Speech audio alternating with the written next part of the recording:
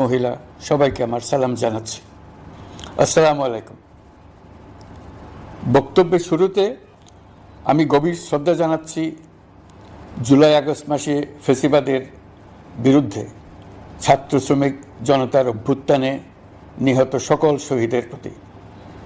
আমি আরও স্মরণ করছি তাদের যারা ফ্যাসিবাদী শক্তির প্রাণঘাতী অস্ত্রের সামনে হিমালয়ের মতো দাঁড়িয়ে অন্যায়ের প্রতিবাদ করে মৃত্যুকে আলিঙ্গন করেছে, আহত হয়েছে, পঙ্গুত্ব বরণ করেছে, হারিয়েছে তাদের চোখের দৃষ্টি।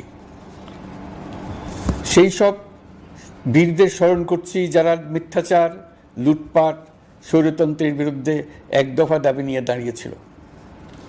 কৃতজ্ঞতা চিত্তে স্মরণ করছি আপনাদের ভাই বোনদের, আপনাদের সন্তানদের যারা এই বিপ্লবে অংশগ্রহণ করেছিল।